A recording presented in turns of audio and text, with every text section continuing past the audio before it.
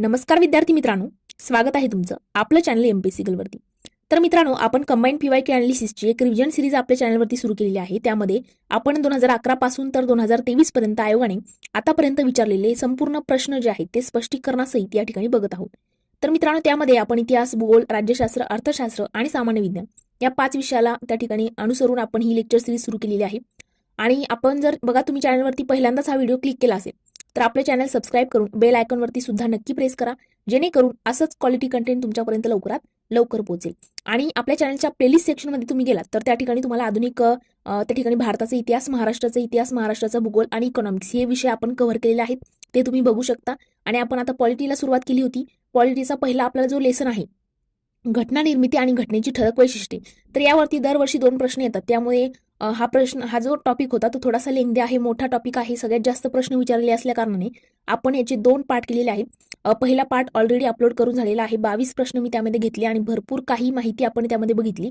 आजचं आपलं लेक्चर जे आहे ते सेकंड लेक्चर आहे पॉलिटीचं, आणि त्यामध्ये आपण 23व्या प्रश्नापासून आता सुरुवात करत आहोत. तर बघा, तुमचा आता थोडा वेळ न घेता आपण आजच्या लेक्चरला सुरुवात करूया. तर बघा, 23वा प्रश्न आहे की संविधान सभेबाबत खालीलपैकी कोणती विधाने असत्य आहेत असं विचारले.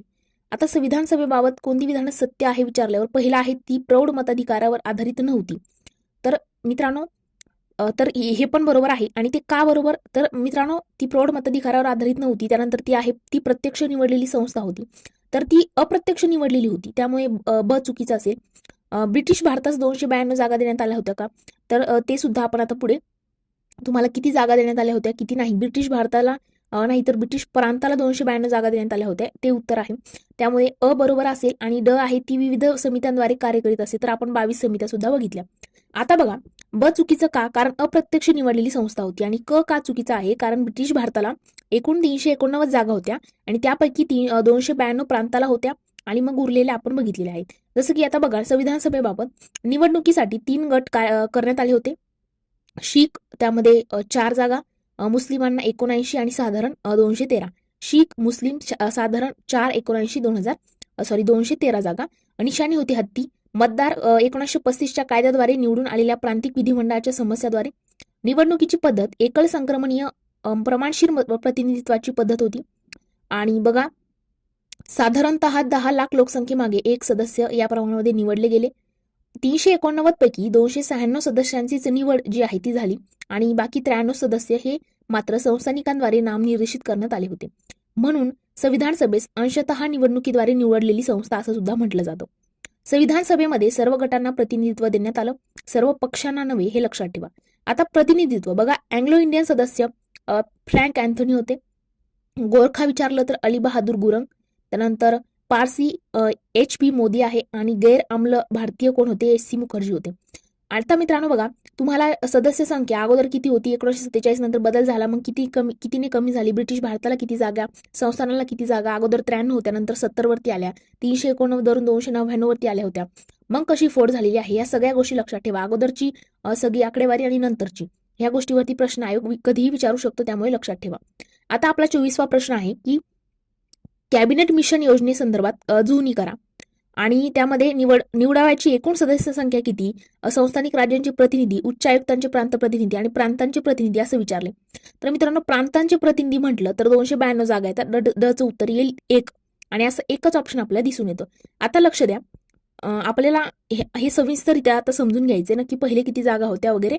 तर बघा, कॅबिनेट मिशन प्लॅन नुसार संविधान सभेची रचना जी आहे ती करण्यात आली.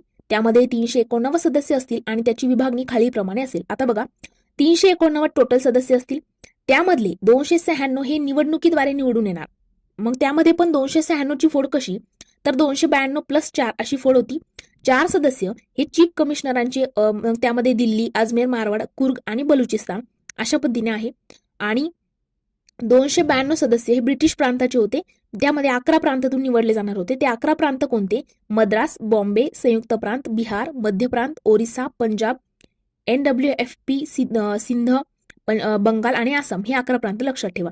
आणि नॉमिनेटेड सदस्य म्हणजे नामनिर्देशित जे होणार होते ते होते 93 संस्थानिकांचे सदस्य, ते संस्थानिकांद्वारे नामनिर्देशित केले जाणार होते. आणि जुलै ऑगस्ट 1946 मध्ये 296 जागांकरिता निवडणूक झाली 1935च्या कायद्यातील विधिमंडळ सदस्यांद्वारे.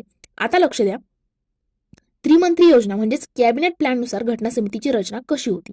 आता आपण हे बघितलं. ओके. की 296 ब्रिटिश भारतातील सदस्य, 93 संस्थानिक वगैरे. मग जे 292 सदस्य होते ते 11 प्रांतातून, 4 जे होते ते दिल्ली, अजमेर, मारवाड आणि कुर्ग बलुचिस्तान मधून होते. मित्रांनो, जुलै ऑगस्ट मध्ये 1946 मध्ये 296 सदस्यांसाठी 296 जागांसाठी निवडणुका झाल्या. 296 जागा कशा? 292च्या ब्रिटिश प्रांताच्या आणि 4 चीफ कमिशनरच्या प्रांताच्या. आणि बघा 3 गट करण्यात आले: शीख, मुस्लिम आणि साधारण. शीख 4, मुस्लिम 79, साधारण 213. मतदान 1935च्या कायद्यानुसार अप्रत्यक्ष एकल संक्रमणीय मताद्वारे त्या ठिकाणी प्रमाणशीर प्रतिनिधित्वाची पद्धती. निशाणी हत्ती होती आणि 10 लाख लोकसंख्येमागे एक सदस्य असेल. आता पक्षनिहाय निकाल कसा लागला? 208 जागा मित्रांनो काँग्रेसने त्या ठिकाणी जिंकल्या. 208 जागा काँग्रेसच्या आल्या, 73 जागा मुस्लिमांच्या आणि 15 जागा उर्वरित. आता त्यामध्ये पण आपल्याला सर्व गटांना प्रतिनिधित्व देण्यात आलं होतं, पक्षाला नव्हे, हे लक्षात ठेवा. मग हिंदूंच्या 163, 296 पैकी हिंदू किती? 163, मुस्लिम 80, एससी 31, एसटी 6, भारतीय ख्रिश्चन 6, शीख 4, अँग्लो इंडियन 3 आणि पारसी 3, एकूण 296. आणि मित्रांनो 15 जागा ज्या होत्या उर्वरित, त्यामध्ये 8 जागा ज्या आहेत त्या अपक्षांना मिळाल्या आणि प्रत्येकी एक सदस्य असे 7 जागा. मग आता त्यामध्ये 8 जागा ज्या आहेत, आता हे तुम्ही वाचून घ्या, स्क्रीनशॉट वगैरे काढा, आणि हे नावच फक्त आहे त्यामुळे वाचून घ्या. आता बघा, संस्थानांनी घटना समितीमध्ये सहभागी न होण्याचे ठरवल्याने 93 जागा रिकामी राहिल्या. महात्मा गांधी, मोहम्मद अली जिना, जयप्रकाश नारायण आणि राम मनोहर लोहिया हे महत्वाचे नेते घटना समितीचे सदस्य नव्हते. आपण आतापर्यंत एम ए जिना आणि महात्मा गांधी ऐकत आलेलो आहोत, पण आपण जयप्रकाश नारायण आणि राम मनोहर लोहिया हे ऐकलेलं नाही, हे लक्षात ठेवा. जयप्रकाश नारायण आणि राम मनोहर लोहिया. आता बघा, संविधान सभेतील गट आणि त्यांचे प्रतिनिधित्व कोणी केलं? तर मित्रांनो, आम्ल भारतीय सदस्य frank Anthony Parsi, HP Modi. गैर आम्ल भारतीय कोण होते? तर SC मुखर्जी आणि गोरखा बहादूर गुरंग आहेत, हे लक्षात ठेवा. आता बघा नेक्स्ट आपला, आता बघा 25वा आपला प्रश्न आहे, खालील विधानांचा विचार करा. पहिला आहे की डॉक्टर BR आंबेडकर हे मसुदा समितीचे अध्यक्ष होते. तर येस, मसुदा समितीचे अध्यक्ष तेच होते, म्हणून पहिलं बरोबर आहे. आणि दुसरं आहे की CH खांडेकर हे समितीचे सदस्य होते. खांडेकर मसुदा समितीमध्ये येतच नाहीत. आपण 7 सदस्य मागेही बघितले, पुन्हा एकदा बघा. मसुदा समितीबाबत त्याची स्थापना 29 ऑगस्ट 1947 ची आहे आणि 30 ऑगस्टला त्यांनी अहवाल दिला होता. 6 + 1 = 7 असे, म्हणजे एक अध्यक्ष होता आणि 6 सदस्य होते. लक्ष द्या, या 7 सदस्यांपैकी 6 सदस्य वकील होते, पण DT कृष्णमाचारी हे उद्योजक होते, हे लक्षात ठेवा. आता ते 7 सदस्य आणि ते नक्की कुठून, काय त्यांचं काय पार्श्वभूमी आहे ती बघू. बघा, डॉक्टर BR आंबेडकर हे काँग्रेसचे अध्यक्ष. अल्लादी कृष्णस्वामी अय्यर हे मद्रास प्रांताचे वकील होते, अपक्ष. त्यानंतर N गोपालस्वामी अय्यंगार जम्मू काश्मीरचे पंतप्रधान होते. सईद मोहम्मद सादुल्ला मुस्लिम लीगचे सदस्य होते, आसामचे पंतप्रधान. आणि डॉक्टर KM मुन्शी बॉम्बे प्रांताचे गव्हर्नर होते. N माधवराव हे BL मित्तर आरोग्याच्या कारणावरून राजीनामा दिल्याने, BL मित्तर जे होते त्यांनी आरोग्याच्या कारणावरून राजीनामा दिल्याने त्यांच्या जागेवर N माधवराव होते. आणि TT कृष्णमाचारी हे एकमेव वकील नसून उद्योजक आहेत, हे लक्षात ठेवा. आणि DP खेतान, बघा DP खेतान यांचा मृत्यू झाल्यानंतर TT कृष्णमाचारी त्यांच्या जागेवर बसले होते. आता बघा, मसुदा समितीने पहिला अहवाल हा 12 फेब्रुवारी 1948 ला प्रकाशित केलेला आहे, तर अंतिम मसुदा 4 नोव्हेंबर 1948 ला प्रकाशित केला. त्यामध्ये 7653 सुधारणा सुचवल्या होत्या, पण 2473 सुधारणांवरच घटना समिती प्रत्यक्षात चर्चा झाली. मसुदा समितीचे कामकाज हे 141 दिवस चालले, पण संविधान सभेने 166 दिवस कार्य केले. वकिलांचे नंदनवन म्हणून टीका करतात, कारण मसुद्याची भाषा केवळ न्यायालयांनाच परिचित होती. मसुदा लोकांना सत्यापासून दूर नेतो म्हणतात. अनुभवी आणि घटनात्मक कायद्यात पारंगतलाच समजू शकतो. अशा पद्धतीने हे लक्षात ठेवा, वकिलांचे नंदनवन म्हणून का टीका केली जाते. त्यानंतर 4 नोव्हेंबर 1948 रोजी डॉक्टर आंबेडकरांनी मसुदा राज्यघटना जो आहे तो घटना समिती पुढे सादर केला आणि त्याच दिवशी मोहम्मद अली जिना, DP खेतान आणि DS गुरंग यांना श्रद्धांजली वाहण्यात आली. जेव्हा आंबेडकरांनी 4 नोव्हेंबर 1948 ला मसुदा मांडला होता, त्या दिवशी MA जिना, खेतान आणि गुरंग या तिघांना श्रद्धांजली वाहिली होती, लक्षात ठेवा. 26वा आपला प्रश्न आहे की खालीलपैकी 1935च्या भारत सरकार कायद्याची वैशिष्ट्ये कोणती? आता मित्रांनो, 1935च्या कायद्यामध्ये वैशिष्ट्य कोणती म्हणजे काय काय तिथून घेतले हे आपण म्हणता येईल. तर बघा, या ठिकाणी काय दिले, तर प्रांतीय स्वायत्ता, त्यानंतर संघराज्याचे न्यायालय, केंद्रात द्विदल राज्य पद्धती आणि 2 सभागृह असलेले संघीय कायदेमंडळ. आता हे 4ही येतात. आता 1935चा कायदा एकदम डिटेलमध्ये आपण बघू. तर बघा, मागच्या लेक्चरमध्ये मला वाटतं आपण 1919चा कायदा बघितला. आता 1935चा कायदा, यामध्ये 321 कलम, 10 अनुसूची आणि 14 भाग होते. पुन्हा एकदा बघा, 321 कलम, 10 अनुसूची आणि 14 भाग. कोणत्या कलम याच्यामध्ये? तर 1935च्या कायद्यामध्ये. तरतुदी काय? यामध्ये ऑल इंडिया फेडरेशनची तरतूद होती, पण हे शेवटपर्यंत कधीच अस्तित्वात आलं नाही, कारण संस्थानिकांनी त्यात सहभाग घेतला नाही. दुसरा आहे केंद्रामध्ये द्विदल शासन, राखीव आणि सोपीव खाती प्रणालीचा प्रारंभ, पण प्रांतामध्ये 1919च्या कायद्याने. हे महत्वाचं आहे. केंद्रामध्ये द्विदल शासन, राखीव आणि सोपी खातीचा जो प्रारंभ आहे तो 1935च्या कायद्याने झाला. म्हणजे केंद्रात द्विदल शासन कधी आलं? 1935च्या कायद्याने. प्रांतात कधी आलं होतं? 1919च्या कायद्याने. प्रांतामध्ये प्रांतिक स्वायत्ता निर्माण करण्यात आली. बघा, 1935चा कायदा, केंद्रामध्ये द्विदल शासन पद्धती आणि प्रांतामध्ये प्रांतिक स्वायत्ता. आणि 1 एप्रिल 1937 पासून लागू आणि 37 ते 39 पर्यंत होती. आरबीआयची स्थापना 1934च्या कायद्यानुसार 1935ला झाली. आणि परंतु तरतूद या कायद्यामध्ये होती, हे लक्षात ठेवा. या कायद्यानुसारच महिलांना पण मतदानाचा अधिकार जो आहे तो देण्यात आला. फेडरल रेल्वे ऑथॉरिटीची स्थापना त्या ठिकाणी करण्यात आली. या कायद्यानुसार 1937ला संघीय न्यायालयाची स्थापना करण्यात आली आणि इंडिया काउन्सिल रद्द करण्यात आली. शेषाधिकार जे आहे ते गव्हर्नर जनरलकडे होते. कोणत्या कायद्यानुसार शेषाधिकार गव्हर्नर जनरलकडे होते विचारलं? 1935चा कायदा. इंडिया काउन्सिल कोणत्या कायद्यानुसार रद्द करण्यात आली? 1935चा कायदा. हे लक्षात ठेवा. आणि मित्रांनो, 11 पैकी 6 प्रांतामध्ये द्विसदनीय आहे. त्यामध्ये आसाम, मद्रास, बॉम्बे, संयुक्त प्रांत, बंगाल आणि बिहार. हे लक्षात ठेवा. प्रांतिक लोकसेवा आयोग आणि संयुक्त लोकसेवा आयोग सुद्धा 1935च्या कायद्यानुसार स्थापन करण्याची तरतूद होती. आता बघा, आपला 27वा प्रश्न आहे, राजकुमारी अमृत कौर ह्या कोणत्या मतदारसंघातून संविधान सभेवर निवडून आल्या होत्या? तर मित्रांनो, ते आहे केंद्रीय प्रांत. आता लक्ष द्या, राजकुमारी अमृता कौर या केंद्रीय प्रांतातून संयुक्त प्रांत व बेरार संविधान सभेवर इलेक्टेड झाल्या, म्हणजे निवडून आल्या. एम्सची स्थापना त्यांनी केली. 16 वर्ष गांधीजींच्या त्या सचिव होत्या. प्रसिद्ध टेनिसपटू सुद्धा त्या होत्या.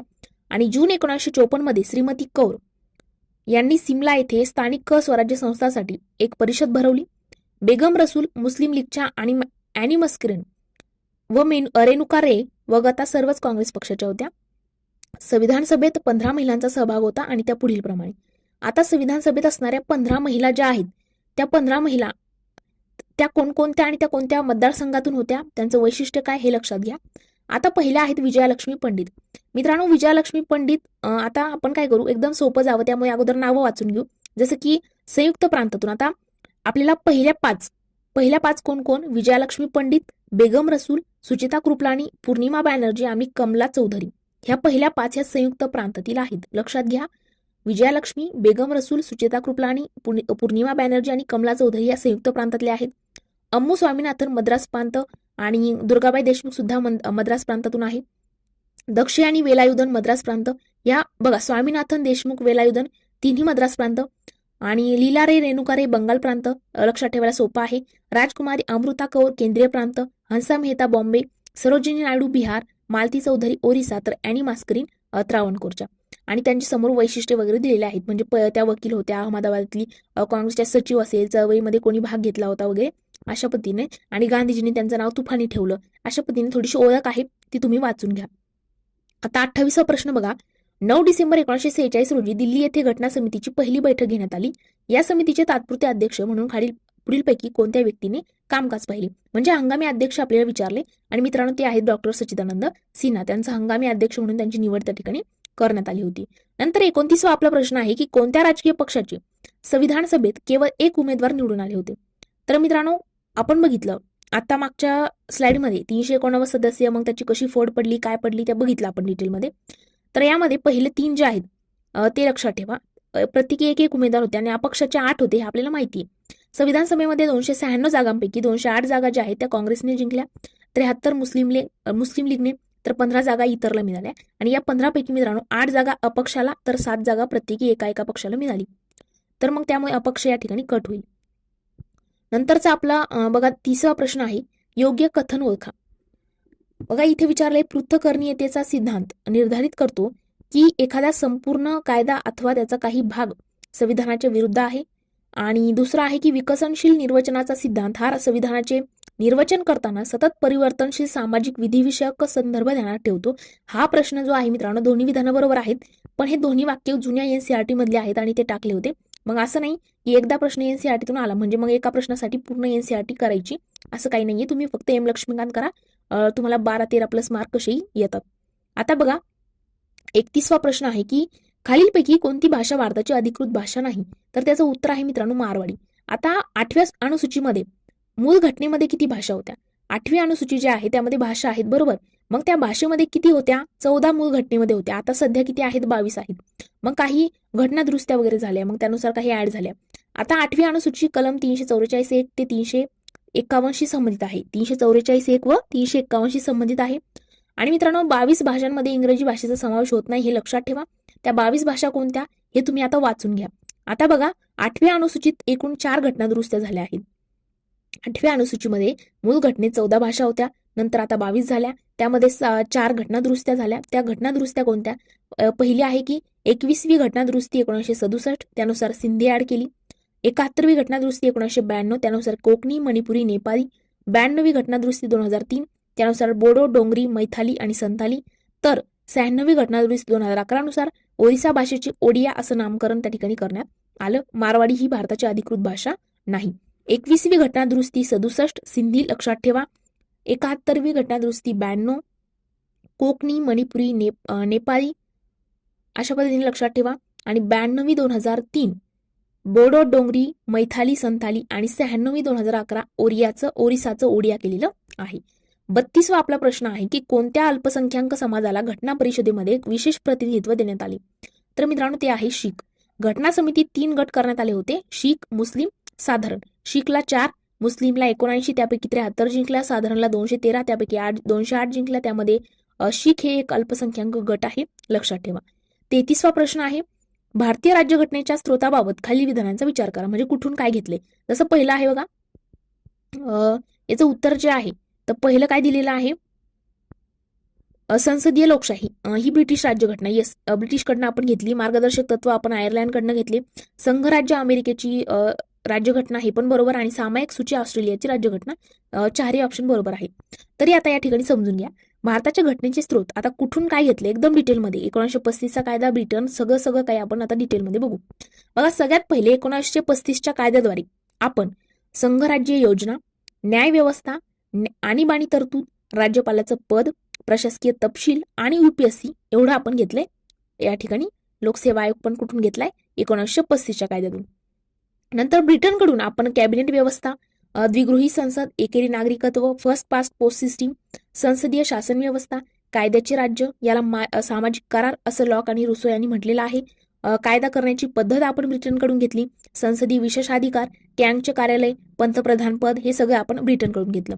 कॅनडाकडून आपण सर्वोच्च न्यायालयाचं सल्लागार अधिकारी क्षेत्र, त्यानंतर शेषाधिकार केंद्राकडे असण्याची तरतूद, राज्यपाल केंद्राचा प्रतिनिधी म्हणून नेमणूक त्या ठिकाणी आहे, प्रभावी केंद्र असलेलं राज्य आणि केंद्रसूची आणि राज्यसूची हे दोन्ही आपण घेतलेलं आहे. हे सगळं कॅनडाकडून. नंतर अमेरिकेकडून आपण वी द पीपल म्हणजे आम्ही भारताचे लोक हा शब्द जो आहे, आम्ही लोक, आम्ही शब्द जो आहे तर हा आपण कुठून घेतलाय? अमेरिकेकडनं घेतलाय. मूलभूत हक्क आपण अमेरिकेकडून घेतले. उपराष्ट्रपती पद आहे, राष्ट्रपतीचा सरसेनापती असेल, त्यानंतर राष्ट्रपतीवरील महाभियोग. आता याचं कलम काय आहे? राष्ट्रपती सरसेनापती असतील आणि राष्ट्रपतीवर महाभियोग चालवणं. या दोन्ही कलम मला आता तुम्ही कमेंट सेक्शनमध्ये सांगा.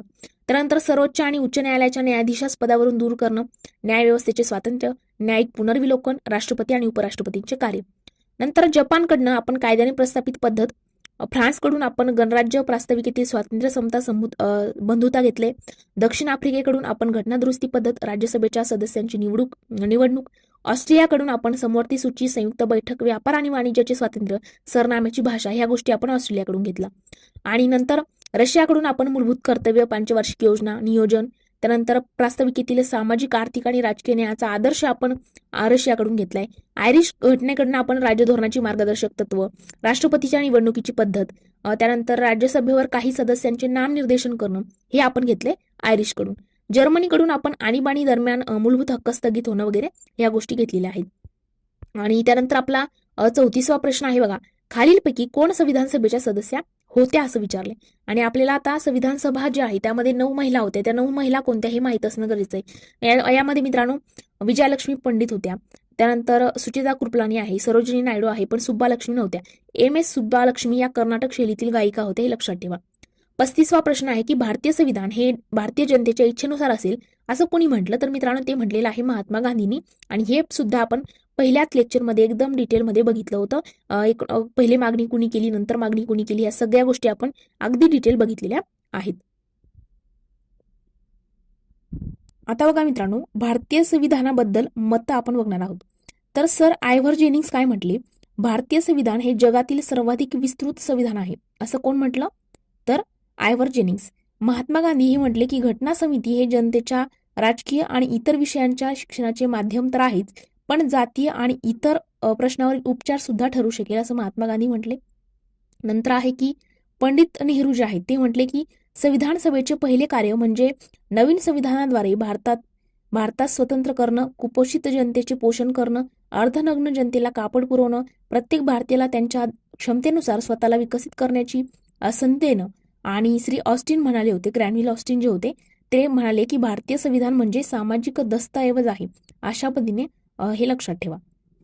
कुणी कुणाला काय म्हटलेलं आहे, तारखा आहे, त्यानंतर भरपूर गोष्टी त्या आहे. जसं की पहिल्यांदा मागणी कुणी केली, मग मागणी कधी त्या ठिकाणी मान्य केली, काँग्रेसने कोणती फेट आली, कोणती त्या ठिकाणी मान्य केलेली आहे, मुस्लिम लीग आहे. अशा पद्धतीने तुम्हाला सगळ्याच गोष्टी माहीत असणं गरजेचं आहे. प्रश्न कसाही विचारला जाऊ शकतो.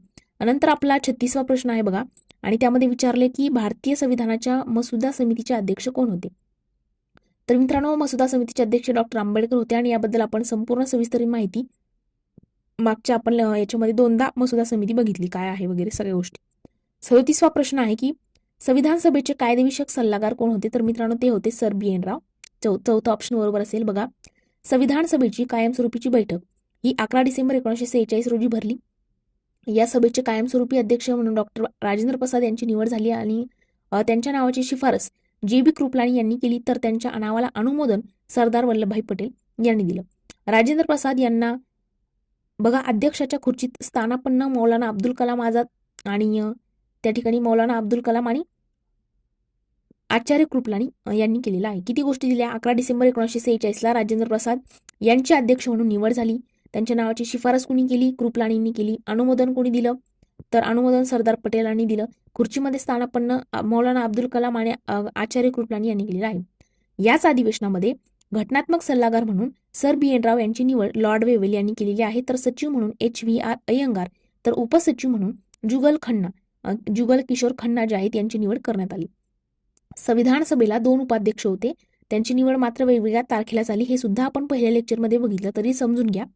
25 जानेवारी 1947ला H.C. मुखर्जी, बघा 25 जानेवारी 1947 H.C. मुखर्जी, तर 16 जुलै 1947ला व्ही.टी. कृष्णमाचारी यांची निवड झाली. 38वा प्रश्न आहे की भारतीय राज्यघटना डॅश डॅश रोजी स्वीकारण्यात आली. अंमल कधी झाला हे विचारलं नाही, स्वीकारण्यात कधी आली. तर मित्रांनो बघा, पहिलाच ऑप्शन आहे 26 नोव्हेंबर 1949. भारतीय राज्यघटना ही 26 नोव्हेंबर 1949 रोजी स्वीकारण्यात आली, पण 26 जानेवारी 1950 रोजी काय करण्यात आली, लागू करण्यात आली. कारण काय होतं, 26 जानेवारी 1930ला भारताचा प्रथम स्वातंत्र्य दिन म्हणून साजरा करण्यात आला होता. लाहोर अधिवेशन रावी नदीकाठी 1929ला भरलं होतं.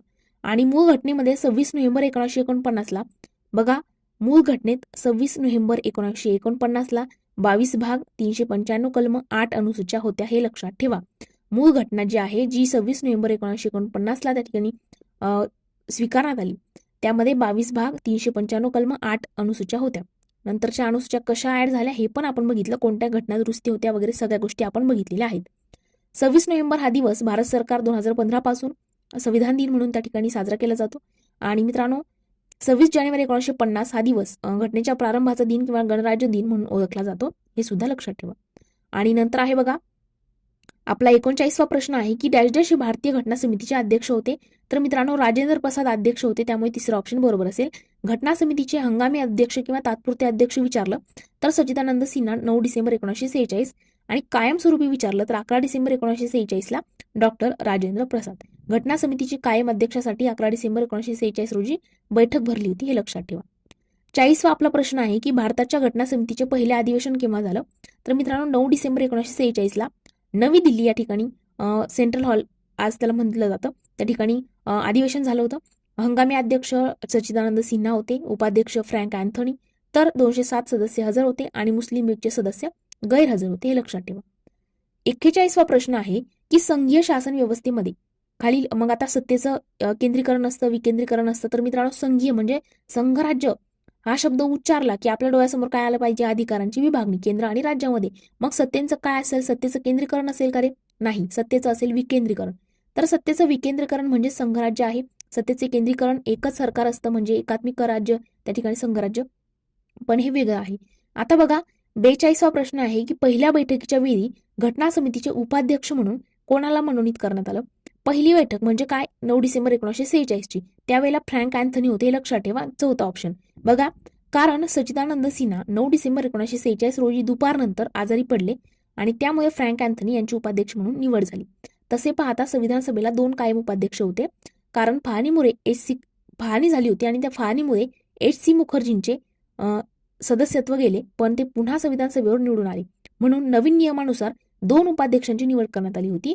पहिले होते एच.सी. मुखर्जी, पूर्ण नाव आहे हरेंद्र कुमार मुखर्जी, हे भारतीय ख्रिश्चन समुदायाचे प्रतिनिधी होते. आणि दुसरे होते व्ही.टी. कृष्णमाचारी आणि ते जयपूर संस्थानात नॉमिनेटेड सदस्य होते, म्हणजे नामनिर्देशित त्यांना केलेलं होतं. अशा पद्धतीने ह्या गोष्टी आहेत आणि हे लक्षात ठेवा. यावरती कधीही प्रश्न आला, कसाही आला तरी तुमचा तो चुकायला नको. या पद्धतीने आपण हा टॉपिक जो आहे मित्रांनो, आपलं पहिलं लेक्चर जवळजवळ 1 तासाचं होतं आणि दुसरं लेक्चर आपलं हे 25 मिनिटाचं. यामध्ये आपण बघा घटना निर्मिती आणि घटनेची वैशिष्ट्ये यावरती जवळजवळ 42 प्रश्न आपण या ठिकाणी बघितलेले आहेत. आणि हे प्रश्न ते कसे आले, काय आले, तारखांवरती कसे विचारले जातात, वारंवार कसं हंगामी अध्यक्ष उपाध्यक्ष विचारतात, संघराज्य जे आहे त्याची वैशिष्ट्ये विचारली जाते. मग संघराज्य नक्की काय, त्याची वैशिष्ट्य काय आहेत, एकात्मिकचे वैशिष्ट्य काय आहेत, पहिले सदस्य संख्या किती होती, नंतर किती होती, कॅबिनेट मिशन योजनेद्वारे कशी त्यांनी त्या ठिकाणी आखून दिली होती, या सगळ्याच गोष्टी तुम्हाला या टॉपिकमध्ये माहीत असणं गरजेचं आहे. आपलं पहिलं लेक्चर जे आहे ते 1 तासाचं, ते तुम्ही पूर्ण बघून घ्या आणि त्यानंतर हे लेक्चर असं पद्धतीने आपण घटना निर्मिती आणि घटनेची वैशिष्ट्ये हे दोन्ही टॉपिक आपण कव्हर केलेले आहेत. आता नेक्स्ट लेक्चरमध्ये आपण प्रस्तावना, ज्यालाच आपण उद्देशपत्रिका सुद्धा म्हणतो किंवा सरनामा म्हणतो, तर ते आता आपण एकदम डिटेलमध्ये दुसऱ्या लेक्चरमध्ये बघणार आहोत. आणि नंतर मग आपला संघराज्य व राज्यक्षेत्र कलमाला आपली सुरुवात होईल. तर मित्रांनो आज आपण इथेच थांबूया. जर तुम्हाला खरंच लेक्चर आवडत असतील तर लाईक, कमेंट आणि मित्रमैत्रिणींसोबत नक्की शेअर करा, जेणेकरून प्रत्येकालाच या लेक्चरचा फायदा होईल. आणि सोबतच म्हणजे जे 2025ची एक्झाम टार्गेट करत आहेत, नोव्हेंबरमध्ये ती एक्झाम आहे, तर मित्रांनो त्याची तयारी करत असाल तर मी एक नवीन व्हिडिओ आता लवकरच येईल आपला. त्यामध्ये मग आतापासून सुरुवात कशी केली पाहिजे, किती दिवस आहेत, कसं नियोजन असलं पाहिजे, पुस्तकं कोणती असली पाहिजेत, नोट्स कशा काढल्या पाहिजेत, सगळ्याच गोष्टी आपण त्या ठिकाणी कव्हर करणार आहोत. तर मित्रांनो आज आपण इथेच थांबूया. Thank you so much.